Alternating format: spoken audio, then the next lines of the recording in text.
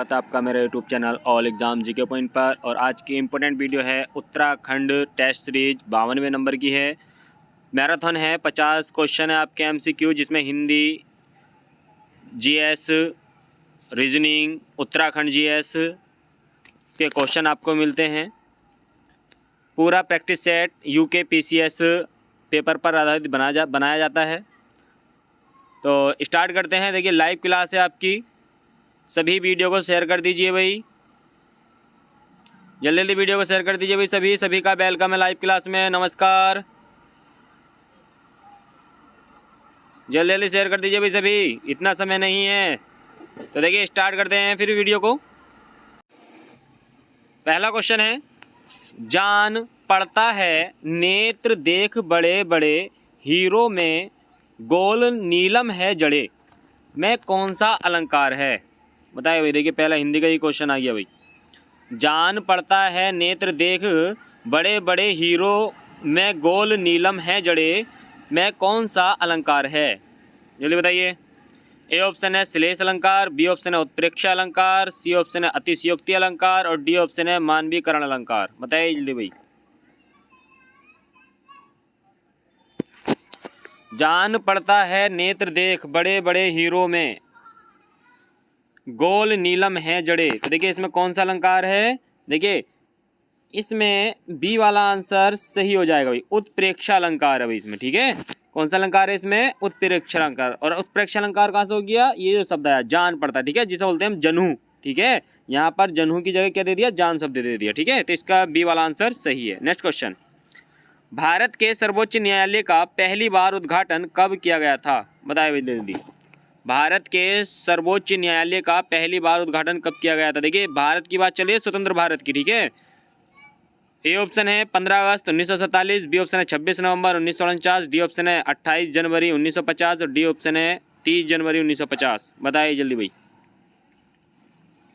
सर्वोच्च न्यायालय का पहली बार उद्घाटन कब किया गया था? तो देखिए जिसका सी है वो सही है भाई। ठीक है, 28 जनवरी, कहीं 26 जनवरी मिल जाता है लेकिन 28 जनवरी भी सही हो जाएगा। ठीक है, 28 जनवरी 1950 को ही भारत के सुप्रीम कोर्ट की स्थापना की गई थी भाई। कहाँ? दिल्ली में की गई थी। ठीक है, तो सभी कमेंट बॉक्स में जवाब देंगे भाई।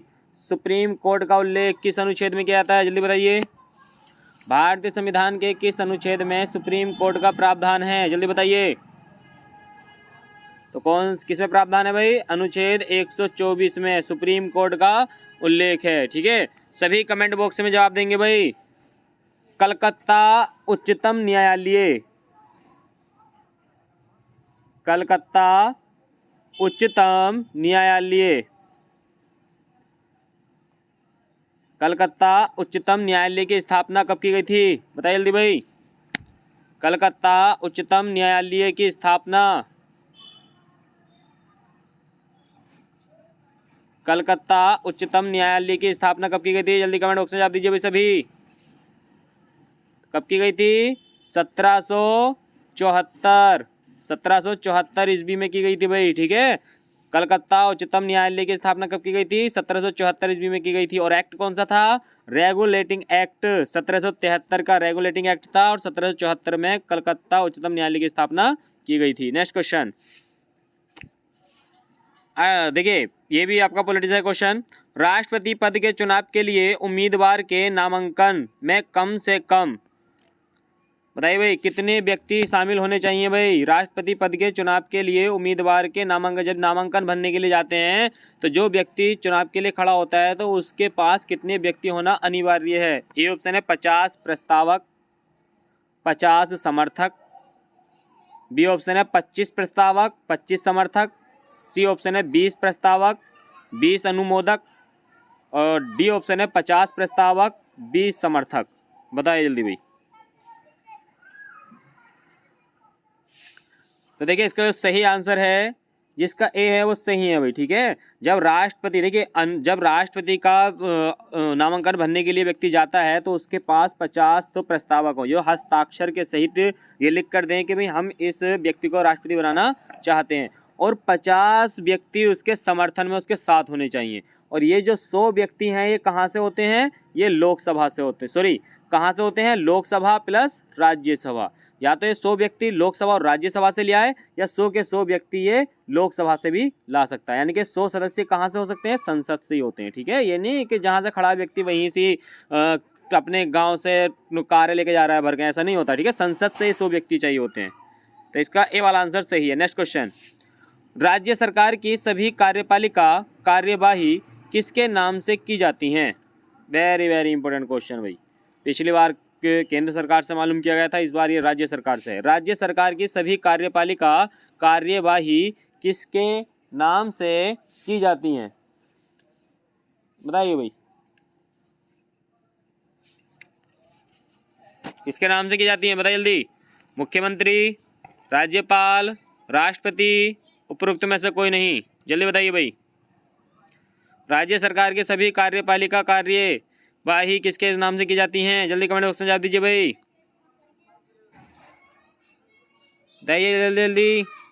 तो देखिए इसका सही आंसर है, देखिए भाई, मुख्यमंत्री नहीं होगा, इसका बी वाला आंसर सही है। राज्यपाल के नाम से की जाती है भाई, ठीक है। जैसे केंद्र में होता है ना कि किसी भी संधि जो की जाती है, किसी दूसरे देश के साथ जो संधि की जाती है, तो वो किसके नाम से की जाती है? तो वो राष्ट्रपति के नाम से की जाती है। और राज्य में जो राज्यपाल होता है वही राष्ट्रपति का कार्य करता है। लेकिन देखिए जो केंद्र में राष्ट्रपति होता है वही राज्य में राज्यपाल होता है। तो ठीक है, इसका सही आंसर कौन सा हो जाएगा भाई? देखिए इसका सही आंसर कौन सा था हमारा? बी वाला आंसर इसका सही है, ठीक है, राज्यपाल। नेक्स्ट क्वेश्चन, योग ऋण शब्द कौन सा है? जल्दी बताइए भाई, योग ऋण शब्द कौन सा है? ए ऑप्शन है पीला, बी ऑप्शन है घुड़सवार, सी ऑप्शन है लंबोदर और डी ऑप्शन है नाक। बताइए भाई जल्दी, कौन सा शब्द योग ऋण है? बताइए जल्दी जल्दी। तो योग ऋण शब्द कौन सा है? जल्दी कमेंट बॉक्स में जवाब देंगे सभी। देखिए जिसका सी है सही है भाई, लंबोदर, ठीक है। योग ऋण वह शब्द होते हैं जो किसी तीसरे शब्द को बताते हैं, तो ठीक है, लंबा है उदर जिसका, तो गणेश जी की बात चल रही है यहाँ पर, लंबोदर। नेक्स्ट क्वेश्चन, कौन सा शब्द देशज नहीं है? देशज शब्द नहीं है भाई, बताना है, जल्दी बताइए। डिबरी, पगड़ी, ढोर, पुष्कर। बताइए जल्दी जल्दी भाई, कौन सा शब्द देशज नहीं है? जल्दी बताइए, कौन सा शब्द देशज नहीं है? जल्दी बताइए। तो कौन सा शब्द देशज नहीं है? जल्दी बताइए।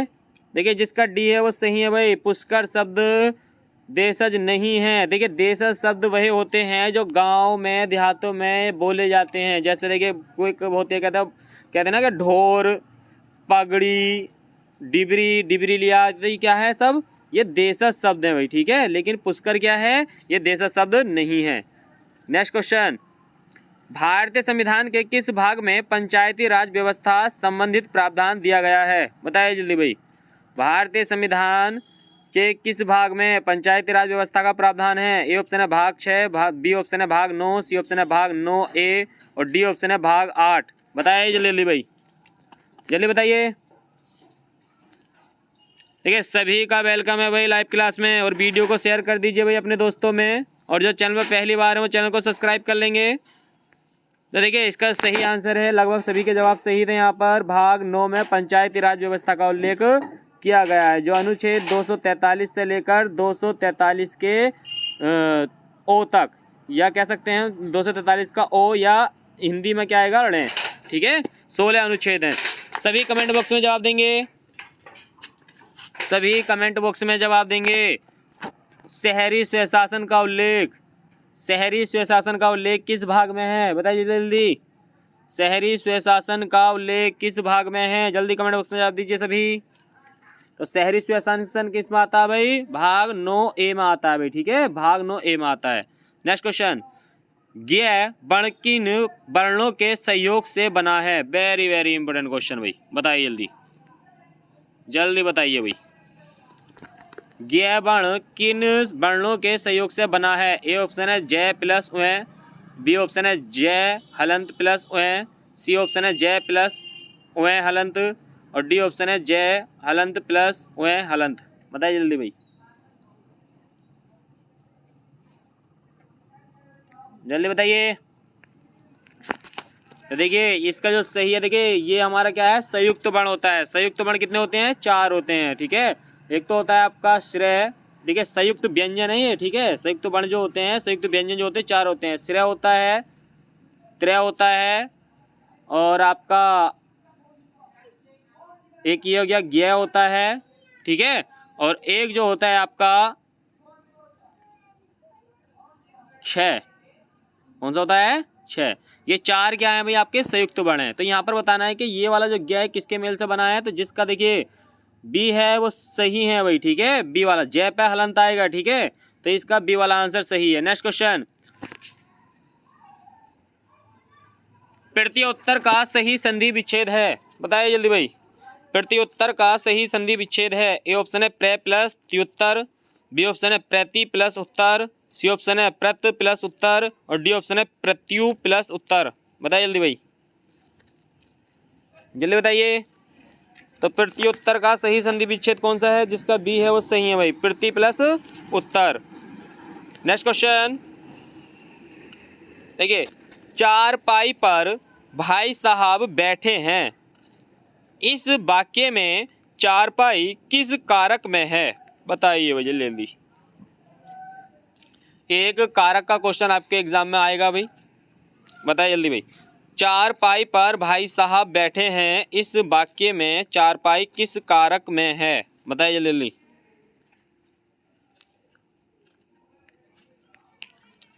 जल्दी बताइए।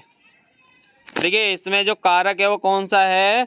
अधिकरण कारक है भाई, ठीक है। चारपाई पर, अधिकरण में, ऊपर पर, ये जो शब्द आते हैं वो किस में आते हैं? अधिकरण में। तो इसमें चारपाई कौन से कारक में है? अधिकरण कारक में। सी वाला आंसर सही है। नेक्स्ट क्वेश्चन, उत्तराखंड राज्य की विधानसभा में अनुसूचित जाति के लिए कितनी सीटें आरक्षित हैं? बताइए भाई जल्दी। उत्तराखंड राज्य की विधानसभा में अनुसूचित जाति के लिए कितनी सीटें आरक्षित हैं? ए ऑप्शन है 5, बी ऑप्शन है 8, सी ऑप्शन है 13, और डी ऑप्शन है 20। बताइए जल्दी भाई, जल्दी बताइए। तो देखिए इसका जो सही आंसर है, देखिए जिसका सी है वो सही है भाई, ठीक है। जिसका सी है वो सही है भाई यहाँ पर, ठीक है। तो सभी देखिए जो विधानसभा है, उत्तराखंड विधानसभा, तो सभी कमेंट बॉक्स में जवाब दीजिए भाई। उत्तराखंड विधानसभा में कितनी सीटें हैं? बताइए जल्दी भाई। उत्तराखंड विधानसभा में कुल कितनी सीटें हैं? जल्दी कमेंट बॉक्स में जवाब दीजिए सभी। उत्तराखंड विधानसभा में कुल कितनी विधानसभा सीटें हैं? बताइए जल्दी, ठीक है। तो कितनी है भाई? 70 विधानसभा सीटें हैं, ठीक है। कुल कितनी सीटें हैं? 70 विधानसभा सीटें हैं। और इन 70 विधानसभा सीटों में से 13 सीटें क्या हैं? ये आरक्षित सीटें हैं, जो एससी के लिए आरक्षित हैं भाई, ठीक है। एससी के लिए आरक्षित हैं। और 2 क्या होती हैं? वो एसटी के लिए हैं, चक्राता और नानकमत्ता, ये एसटी के लिए आरक्षित हैं। तो सभी कमेंट बॉक्स में जवाब दीजिए भाई। उत्तराखंड का कौन सा जिला है जिसमें एससी की आरक्षित विधानसभा सीटें नहीं हैं? बताइए जल्दी भाई। उत्तराखंड का कौन से जिले हैं जहां पर आरक्षित सीटें नहीं हैं? विधानसभा में एससी की आरक्षित सीटें नहीं हैं, जल्दी बताइए भाई। उत्तराखंड के कौन से जिले ऐसे हैं जिनमें एससी की आरक्षित सीटें नहीं हैं? बताइए जल्दी भाई। तो देखिए कहाँ नहीं है भाई। एक आपका रुद्रप्रयाग, ठीक है। एक कहाँ पर है? रुद्रप्रयाग। और एक आपका चंपावत, ठीक है। ये 2 जिले हैं जहां पर एससी की आरक्षित सीटें नहीं हैं, रुद्रप्रयाग और चंपावत। तो सभी कमेंट बॉक्स में जवाब देंगे। सबसे ज़्यादा आरक्षित एससी सीटें किस जिले की हैं? बताइए जल्दी भाई। सबसे ज़्यादा आरक्षित सीटें एससी की किस जिले की हैं? जल्दी कमेंट बॉक्स में जवाब दीजिए भाई। तो सबसे ज़्यादा आरक्षित सीटें किस जिले की हैं? हरिद्वार की हैं भाई, ठीक है। हरिद्वार में 3 सीटें आरक्षित हैं, ठीक है। तो हरिद्वार में कितनी सीटें आरक्षित हैं एससी की? 3 सीटें आरक्षित हैं। तो इसका सही आंसर कौन सा था भाई? सी वाला आंसर इसका सही था, ठीक है। 13 सीटें हैं। और ये लोकसभा की 5 सीटें हैं भाई। लोकसभा की कितनी है? 5 सीटें हैं। और टोटल अगर बात करता है संसद की, तो उत्तराखंड से संसद में कितनी सीटें हैं? तो संसद में टोटल कितनी सीटें हैं? 8 सीटें हैं, क्योंकि देखिए 3 क्या है? राज्यसभा की भी सीटें हैं। नेक्स्ट क्वेश्चन, भाटा साटा किस प्रकार का गीत है? भाटा साटा किस प्रकार का गीत है? देखिए ये भी उत्तराखंड की दृष्टि से है क्वेश्चन। भाटा साटा किस प्रकार का गीत है? तो ये ऑप्शन है देशभक्तिपूर्ण गीत, बी ऑप्शन है आपका धार्मिक गीत, सी ऑप्शन है आपका मनोरंजनात्मक गीत और डी ऑप्शन है उपरोक्त में से कोई नहीं। बताइए जल्दी भाई, जल्दी बताइए। भाटा साटा किस प्रकार का गीत है? जल्दी बताइए कमेंट बॉक्स में। तो देखिए जिसका सी है वो सही है भाई, मनोरंजनात्मक गीत है भाई ये, ठीक है, सी वाला आंसर इसका सही है। नेक्स्ट क्वेश्चन, उत्तरकाशी का पौराणिक नाम क्या था? वेरी वेरी इंपॉर्टेंट क्वेश्चन भाई। उत्तरकाशी का पौराणिक नाम क्या था? ए ऑप्शन है वाराणसी, बी ऑप्शन है सौम्या काशी, सी ऑप्शन है देव काशी और डी ऑप्शन है उपरोक्त में से कोई नहीं। बताइए जल्दी भाई, उत्तरकाशी का पौराणिक नाम क्या था? जल्दी कमेंट बॉक्स में जवाब दीजिए, बताइए जल्दी जल्दी। तो उत्तरकाशी का जो पौराणिक नाम था वो क्या था भाई? तो देखिए उत्तरकाशी का पौराणिक नाम था बी वाला, ठीक है, Soumya Kashi. Very very important question. तो क्वेश्चन क्या है एग्जाम में कि उत्तरकाशी का पौराणिक नाम क्या था? तो सौम्या काशी। सभी कमेंट बॉक्स में जवाब देंगे उत्तरकाशी का प्राचीन नाम। बताइए जल्दी भाई, उत्तरकाशी का प्राचीन नाम क्या था? जल्दी बताइए। तो उत्तरकाशी का प्राचीन नाम क्या था? बाड़ाहाट। क्या था भाई? बाड़ाहाट। उत्तरकाशी का प्राचीन नाम क्या था? बाड़ाहाट। नेक्स्ट क्वेश्चन, चंद्र सिंह गढ़वाली अखिल भारतीय आयुर्विज्ञान संस्थान उत्तराखंड के किस शहर में स्थित है? ए ऑप्शन है ऋषिकेश में, बी ऑप्शन है हरिद्वार में, सी ऑप्शन है श्रीनगर में और डी ऑप्शन है देहरादून में। बताइए भाई जल्दी जल्दी। चंद्र सिंह गढ़वाली अखिल भारतीय आयुर्विज्ञान संस्थान उत्तराखंड के किस शहर में स्थित है? जल्दी बताइए। देखिए ये प्रैक्टिस सेट है आपका, जब तक एग्ज़ाम नहीं हो रहा है तब तक चल रहा है, तो अपने दोस्तों को शेयर कर दीजिए भाई सभी, और जो चैनल पे पहली बार हैं वो चैनल को सब्सक्राइब कर लेंगे। आपका 18 दिसंबर में पुलिस का एग्ज़ाम है, जनवरी में लेखपाल और वन विभाग का एग्ज़ाम है। सभी के लिए इम्पोर्टेंट प्रैक्टिस सेट है आपका ये, तो जिसने अभी तक पीछे के प्रैक्टिस सेट नहीं किए हैं वो भी अटेंड कर लेंगे इनको। तो बताइए भाई जल्दी। तो ये देखिए इसका सही आंसर है, जिसका ए है वो सही है भाई, ठीक है, ऋषिकेश में है भाई। चंद्र सिंह गढ़वाली अखिल भारतीय आयुर्विज्ञान संस्थान किस शहर में है? तो ऋषिकेश में है भाई, ठीक है। नेक्स्ट क्वेश्चन, उत्तराखंड के दलितों को शिल्पकार नाम देने में निम्न में से किसने अग्रणी भूमिका निभाई थी? बताइए जल्दी भाई। उत्तराखंड के दलितों को शिल्पकार नाम देने में निम्न में से किसने अग्रणी भूमिका निभाई थी? बताइए भाई जल्दी। देखिए यहाँ पर जो मालूम किया जा रहा है आपसे, मालूम किया जा रहा है कि अग्रणी भूमिका निभाने वाले को, ठीक है, संस्थापक की बात नहीं चल रही कि जो शिल्पकार शब्द नाम है वो किसने दिया था उसकी बात नहीं चल रही है। यहाँ पर क्या है कि उत्तराखंड में दलितों को शिल्पकार नाम देने में निम्न में से किसने अग्रणी भूमिका निभाई थी? तो ए ऑप्शन है इसका हर्षदेव ओली, बी ऑप्शन है बलदेव सिंह आर्य, सी ऑप्शन है खुशीराम आर्य और डी ऑप्शन है जयानंद भारती। बताइए जल्दी भाई, जल्दी बताइए भाई।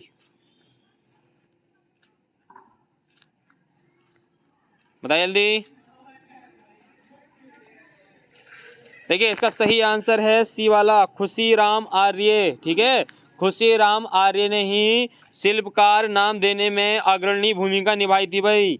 नेक्स्ट क्वेश्चन, 17वीं सदी में गढ़वाल के राजा महीपति शाह के प्रमुख सेनापति कौन थे? बताइए भाई जल्दी।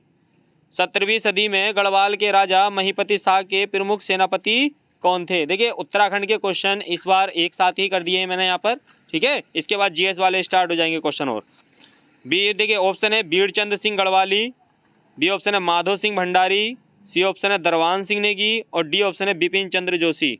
बताइए जल्दी भाई, महीपति शाह के प्रमुख सेनापति कौन थे? तो इसका देखिए सही आंसर है बी वाला, माधो सिंह भंडारी, ठीक है, बी वाला आंसर इसका सही है, माधो सिंह भंडारी।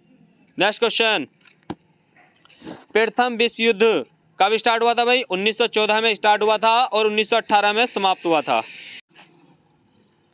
1914 में स्टार्ट हुआ था और 1918 में समाप्त हुआ था, ठीक है, तो यहाँ पर डेट भी दी है ब्रैकेट में। प्रथम विश्व युद्ध के दौरान प्रथम गढ़वाल राइफल के नायक कौन थे? बताइए जल्दी भाई। गढ़वाल राइफल के नायक कौन थे? ए ऑप्शन है गवर सिंह नेगी, बी ऑप्शन है दरवान सिंह नेगी, सी ऑप्शन है मेजर सोमनाथ शर्मा और डी ऑप्शन है सूरबीर सिंह पंवार। बताइए जल्दी भाई। प्रथम विश्व युद्ध 1914-18 के दौरान प्रथम गढ़वाल राइफल के नायक कौन थे? जल्दी बताइए। तो कौन थे भाई? जिसका बी आंसर है वो सही है भाई, ठीक है, दरवान सिंह नेगी थे। ठीक है, वेरी वेरी इंपॉर्टेंट क्वेश्चन है, दरवान सिंह नेगी। सभी कमेंट बॉक्स में जवाब देंगे भाई, सभी कमेंट बॉक्स में जवाब देंगे। 1914 में उत्तराखंड की कौन सी जाति थी जिसे तिब्बत के साथ व्यापार करने की अनुमति मिली थी? बताइए जल्दी भाई। 1914 में उत्तराखंड की कौन सी जाति थी जिसे तिब्बत के साथ व्यापार करने की अनुमति मिली थी? जल्दी बताइए। तो कौन सी थी भाई? भोटिया जनजाति। ठीक है, कौन सी थी? भोटिया जनजाति थी, जिसने 1914 से लेकर 1962 तक तिब्बत चीन के साथ व्यापार किया था। लेकिन 1962 में क्या हुआ था? युद्ध प्रारंभ हो गया था चीन से, भारत चीन युद्ध हुआ था, इसलिए वो फिर समाप्त कर दिया गया था। नेक्स्ट क्वेश्चन देखिए, ये पीएट के पेपर में भी था लेकिन डबल उसमें दिया गया था। ठीक है, क्वेश्चन नंबर है, देखिए यहाँ पर अनिल पर्यायवाची है। देखिए अनिल का पर्यायवाची बताना है भाई आपको, बताइए जल्दी भाई। क्वेश्चन नंबर 36, अनिल का पर्यायवाची बताना है भाई आपको। ए ऑप्शन है पवन का है, बी ऑप्शन है चक्रवात का है, सी ऑप्शन है पावस का है और डी ऑप्शन है अनल का है। बताइए जल्दी भाई, जल्दी बताइए। अनिल पर्यायवाची है। देखिए ऑप्शन ही इस तरीके से दे दिए यहाँ पर, तो बिल्कुल आसान हो जाएगा अब ये क्वेश्चन। तो देखिए जिसका ए है वो सही है भाई। ठीक है, पवन यानी कि हवा का पर्यायवाची होता है अनिल और अनल होता है आग का भाई। ठीक है, अगर यहाँ अग्नि होता या आग होता तो थोड़ा टफ भी होता, लेकिन यहाँ पर अनल ही दे दिया, इन दोनों में कन्फ्यूजन होता है। पैड में किस तरीके से दिया था? अनिल डैश करके दे रखा था हवा, तो यहाँ पर दे रखा था अनल डैश करके दे रखा था आग। ठीक है, तो यहाँ पर मिलाने के लिए आया था ये। तो इसका सही आंसर कौन सा है भाई? ए वाला आंसर इसका सही हो जाएगा, अनिल का पर्यायवाची पवन है। नेक्स्ट क्वेश्चन, किस पवार शासक ने अपनों नहीं है उसी की, यहाँ पर क्या अपनी है। ठीक है, ई की मात्रा की जगह, हाँ भाई, किस पवार शासक ने अपनी राजधानी श्रीनगर स्थापित की थी? बताइए जल्दी भाई। किस पवार शासक ने अपनी राजधानी श्रीनगर स्थापित की थी? ए ऑप्शन है अजयपाल, बी ऑप्शन है कनकपाल, सी ऑप्शन है विजयपाल और डी ऑप्शन है आपका नरेंद्र पाल। बताइए जल्दी भाई, जल्दी बताइए। किस पवार शासक ने अपनी राजधानी श्रीनगर स्थापित की थी? तो देखिए इसका सही आंसर है ए वाला, अजयपाल। ठीक है, तो कमेंट बॉक्स में जवाब देंगे भाई सभी। अजयपाल कौन से नंबर का राजा था? जल्दी बताइए। अजयपाल कौन से नंबर का राजा था? जल्दी कमेंट बॉक्स में जवाब दीजिए सभी। तो अजयपाल कौन से नंबर का राजा था भाई? 37वें नंबर का राजा था। ठीक है, नेक्स्ट क्वेश्चन, सबसे कम समय तक किस परमार वंश के शासक ने शासन किया था? बताइए जल्दी भाई। सबसे कम समय तक किस परमार वंश के शासक ने शासन किया था? ए ऑप्शन है उपेंद्र शाह, बी ऑप्शन है दिलीप शाह, सी ऑप्शन है फतेहपति शाह और डी ऑप्शन है प्रदीप शाह। बताइए जल्दी भाई, सबसे कम समय तक शासन करने वाला, बताइए जल्दी। तो देखिए सबसे कम समय तक किस परिवार शासक ने शासन किया था? तो देखिए इसका जो सही आंसर है, देखिए जिसका बी है वो सही है भाई, दिलीप शाह। ठीक है, कुछ माह के लिए शासक बना था। अगर ऑप्शन में दिलीप शाह नहीं होता तो उपेंद्र शाह हो जाता भाई। ठीक है, क्योंकि उपेंद्र ने लगभग 1 वर्ष तक शासन किया था। इसका बी वाला आंसर सही है। ठीक है, नेक्स्ट क्वेश्चन, देखिए ये भी कई बार पुस्तक एग्जाम में आ चुकी है भाई। रामायण प्रदीप काव्य की रचना किसने की? बताइए जल्दी भाई। रामायण प्रदीप के लेखक कौन है? ए ऑप्शन है मेघाकर शर्मा, बी ऑप्शन है भरत कवि, सी ऑप्शन है रतन कवि और डी ऑप्शन है मातीराम। बताइए जल्दी भाई, जल्दी बताइए। रामायण प्रदीप तो देखिए जिसका ए है वो सही है भाई, ठीक है। रामायण प्रदीप के लेखक कौन है? मेघाकर शर्मा। देखिए यहाँ पर जो नाम है मेघाकर शर्मा आ जाए, अगर मेघाकर नहीं मिलेगा तो आपको क्या मिल जाएगा? मेधाकर शर्मा मिल जाएगा भाई, ठीक है। मेधाकर शर्मा मिल जाएगा, ठीक है। तो देखिए सभी कमेंट बॉक्स में जवाब देंगे भाई। इसका तो आंसर सही हो गया, ये वाला मेधाकर शर्मा। तो सभी कमेंट बॉक्स में जवाब देंगे भाई। भरत कवि के द्वारा लिखी गई पुस्तक कौन सी है? बताइए जल्दी भाई। भारत कवि के द्वारा लिखी गई पुस्तक बताइए।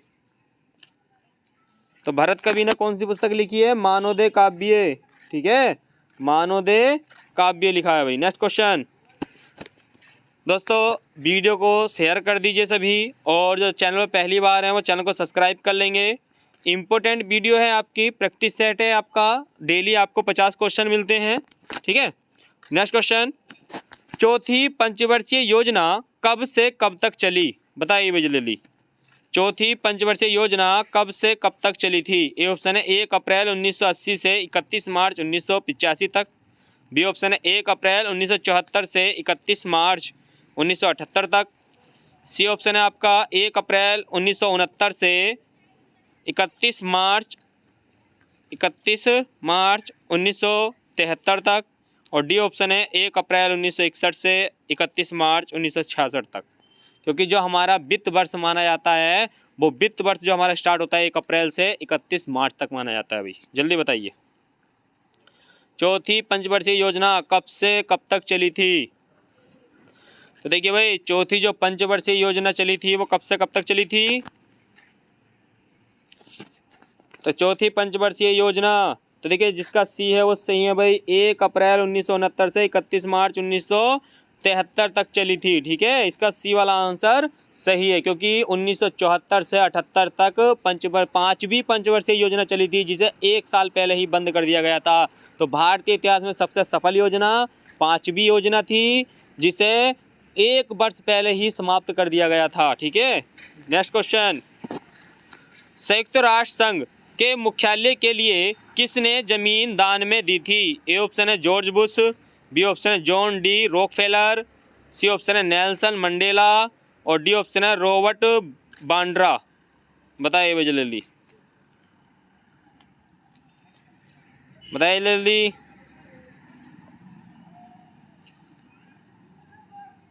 संयुक्त राष्ट्र संघ, देखिए संयुक्त राष्ट्र संघ का जो मुख्यालय है वो 17 एकड़ भूमि पर बना है भाई, ठीक है।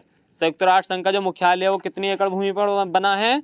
तो 17 एकड़ भूमि पर बना है। और इस कितनी मंजिली इमारत है? 39 मंजिली इमारत है भाई। ये भी क्वेश्चन कई बार रिपीट हुए हैं। तो संयुक्त राष्ट्र संघ का मुख्यालय कहाँ पर है? न्यूयॉर्क। कहाँ पर है? न्यूयॉर्क में है। 17 एकड़ भूमि पर बना है, 39 मंजिली इमारत है, और यूएनओ के 6 अंग होते हैं। यहाँ पर आपको बताना ये 17 एकड़ जो भूमि दी थी वो किसने दी थी? जिसका बी आंसर है वो सही है भाई, ठीक है। जॉन डी रॉकफेलर के द्वारा दी गई थी ये 17 एकड़ भूमि, ठीक है। Next question. स्वर्ण क्रांति किससे संबंधित है? ए ऑप्शन है कीमती खनिज, बी ऑप्शन है दलहन, सी ऑप्शन है जूट, और डी ऑप्शन है आपका बागवानी और शहद। बताइए जल्दी भाई। इंपॉर्टेंट क्वेश्चन है आपका। स्वर्ण क्रांति किससे संबंधित है?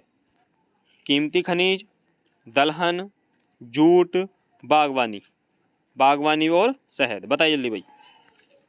तो देखिए स्वर्ण क्रांति किससे, देखिए क्रांति से आपके एग्जाम में क्वेश्चन तो मिलेगा, ठीक है। और पैट में भी देखिए चारों, देखिए 15-16 दोनों एग्जामों में क्रांति से क्वेश्चन ही आए हैं, ठीक है।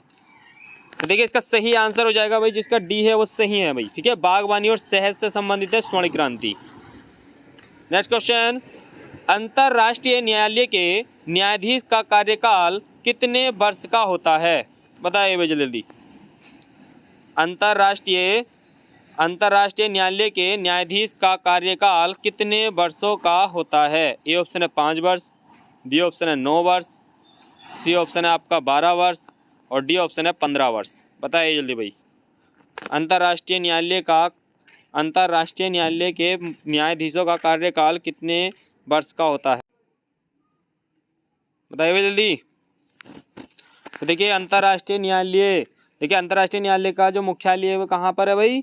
हेग, ठीक है। नीदरलैंड, ये भी क्वेश्चन कई बार आता है। और जो स्थापना है 3 अप्रैल 1946 में इसकी स्थापना की गई थी अंतर्राष्ट्रीय न्यायालय की। तो देखिए इसमें जो कुल न्यायाधीश होते हैं वो 15 होते हैं भाई, ठीक है। कुल न्यायाधीश कितने होते हैं इसमें, अंतर्राष्ट्रीय न्यायालय में न्यायाधीशों की संख्या कितनी होती है भाई, 15 होती है। और इनका जो कार्यकाल होता है जिसका बी है वो सही है भाई, 9 वर्ष का होता है, ठीक है। कार्यकाल कितने वर्ष का होता है, 9 वर्ष का होता है। और देखिए यहाँ पर जो कोरम सदस्य संख्या होती है वो भी 9 होती है भाई इसकी, ठीक है। अगर आपसे मालूम किया है कि अंतर्राष्ट्रीय न्यायालय में कोरम सदस्य संख्या कितनी होती है, तो वो भी 9 ही होती है। और ये कितने वर्ष के लिए चुने जाते हैं, 9 वर्ष के लिए चुने जाते हैं। नेक्स्ट क्वेश्चन, खनन को अर्थव्यवस्था के कौन से क्षेत्र में रखा गया है।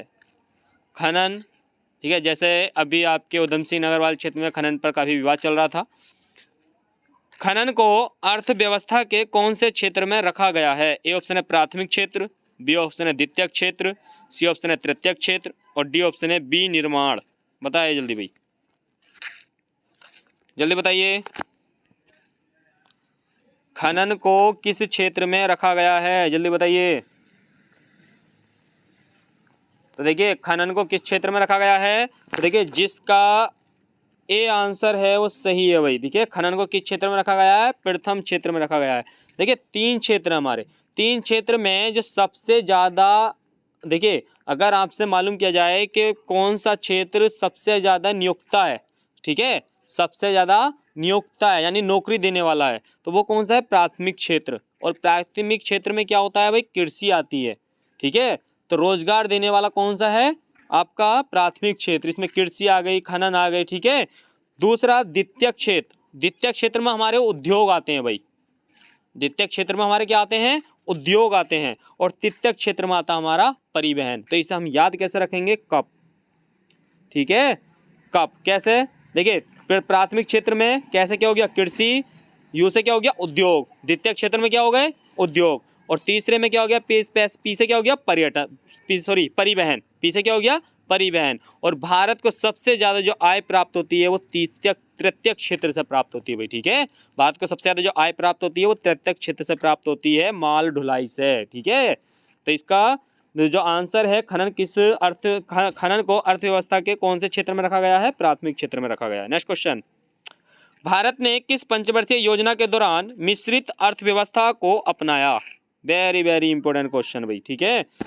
भारत ने किस पंचवर्षीय योजना के दौरान मिश्रित अर्थव्यवस्था को अपनाया। ए ऑप्शन है चतुर्थ पंचवर्षीय योजना, बी ऑप्शन है द्वितीय पंचवर्षीय योजना, सी ऑप्शन है तृतीय पंचवर्षीय योजना और डी ऑप्शन है प्रथम पंचवर्षीय योजना। बताइए भाई जल्दी, भारत ने किस पंचवर्षीय योजना के दौरान मिश्रित अर्थव्यवस्था को अपनाया था, जल्दी बताइए। तो किस क्षेत्र को अपनाया था भाई, देखिए एक क्वेश्चन तो आपका यही बन जाएगा कि भारत की जो अर्थव्यवस्था है वो कैसी है भाई। तो एक क्वेश्चन तो आपका यही बन गया कि भारत की अर्थव्यवस्था कैसी है, मिश्रित अर्थव्यवस्था है। और ये मिश्रित अर्थव्यवस्था को किस पंचवर्षीय योजना में अपनाया गया था, तो द्वितीय पंचवर्षीय योजना में अपनाया गया था, ठीक है भाई। दूसरी पंचवर्षीय योजना में अपनाया गया था। और दूसरी पंचवर्षीय योजना में 3 स्टील संयंत्र लगाए गए थे, दुर्गापुर, भिलाई और राउरकेला। नेक्स्ट क्वेश्चन, संविधान सभा के अस्थायी अध्यक्ष के रूप में किसे नियुक्त किया गया था। बताइए जल्दी भाई, संविधान सभा के अस्थायी अध्यक्ष के रूप में किसे नियुक्त किया गया था। ए ऑप्शन है BN राव, बी ऑप्शन है डॉक्टर सच्चिदानंद सिन्हा, सी ऑप्शन है doctor Bhimrao Ambedkar, D option है डॉक्टर राजेंद्र प्रसाद।